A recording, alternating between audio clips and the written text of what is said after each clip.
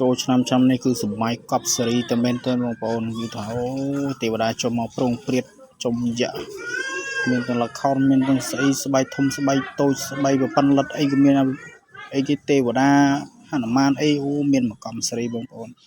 ហើយឆ្នាំនេះគេធ្វើក៏កឹកក៏ក្រែងដល់កហើយមានទាំងលបុកកតោអីហើយសួស្ដីបងប្អូននេះទេវតាចុះមកលវត់លវន់ល្អណាស់ទេវតាឆ្នាំនេះស្អាតមែនទែនហើយច្រើន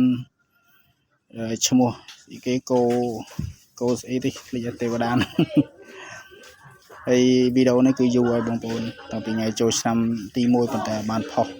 តែមិនបានផុសឥឡូវមានពេលទៅនេះឡើងនៅបង្គោលហៅភ្ញៀវ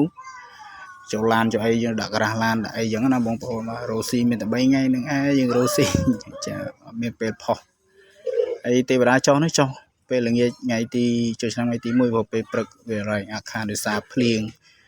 ទៅពេលចឹងអត់បានចុះទេគឺចុះពេលល្ងាចវិញ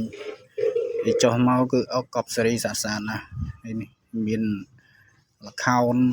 មានស្បៃតូចស្បៃធំមានទីគេមានជនជាតិភាគតិចជនជាតិចាមជនជាតិអីមានទាំងអស់មួយសែតបងប្អូន